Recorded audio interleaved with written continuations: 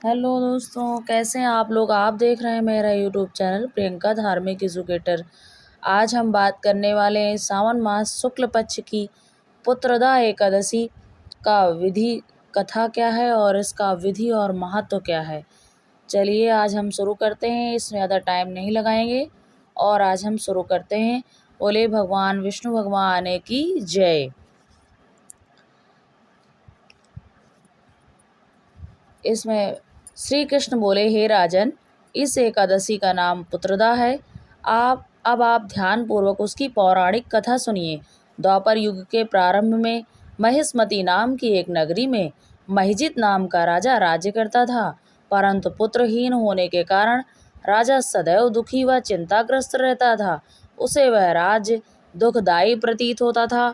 पुत्र प्राप्ति के लिए राजा ने अनेक उपाय किए, परंतु राजा को पुत्र की प्राप्ति नहीं हुई। वृद्धावस्था को आता देख राजा ने अपनी प्रजा के प्रतिनिधियों को बुलाकर कहा, हे प्रियजनों, मैंने इस जन्म में ना तो कोई पाप किया है और ना ही मेरे खजाने में अन्याय से उपार्जन किया बहुत धन है। मैंने ना तो कभी देवताओं तथा ब्राह्मणों का धन छीना है और ना ही किसी दूसरे की धरोहर ली है। मैंने प्रजा को सदैव पुत्रवत पाला है। मैंने अपराधियों को पुत्र और बांधवों की तरह दंड दिया है। कभी किसी से घृणा नहीं की, सबको समान माना है। इस प्रकार धर्मयुक्त राज्य करते हुए भी मेरे पुत्र नहीं है, इसलिए मैं अत्यंत दुख पा रहा हूँ। इसका क्या कारण है।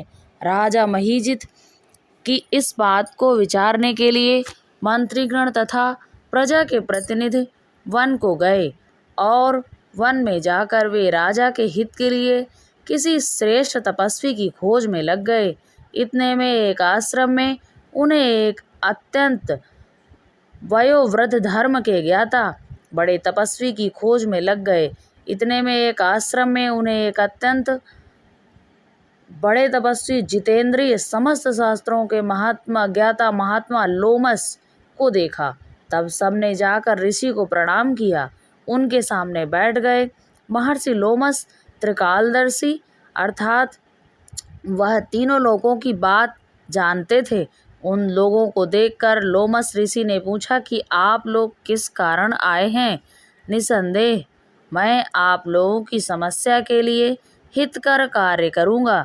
लोमस ऋषि के ऐसे वचन सुनकर सब लोग बोले, हे महर्षि, आप अंतर्यामी हैं तथा आप हमारी बात जानने में ब्रह्मा जी के समान समर्थ हैं, अतः आप हमारे इस दुख को दूर कीजिए। इस समय हमारे राजा महिजित पुत्रहीन होने के कारण अत्यंत दुख से हम भी दुखी हैं।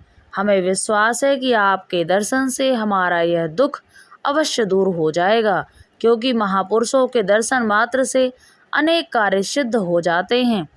अब कृपा करके राजा के पुत्र होने का उपाय बतलाइए।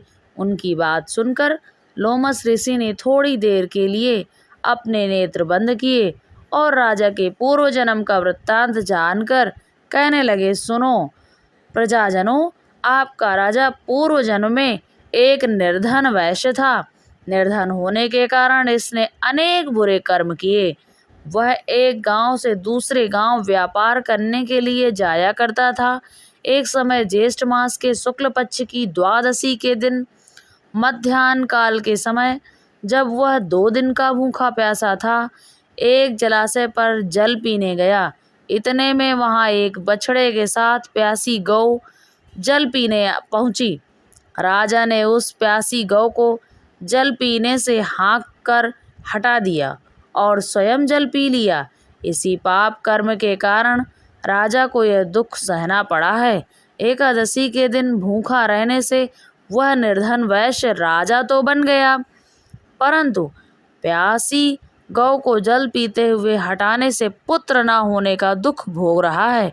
ऐसा सुनकर प्रजाजन कहने लगे, हे ऋषि, शास्त्रों में पापों का प्रायश्चित भी लिखा है, अतः आप ऐसा उपाय बताइए कि राजा का यह पाप नष्ट हो जाए।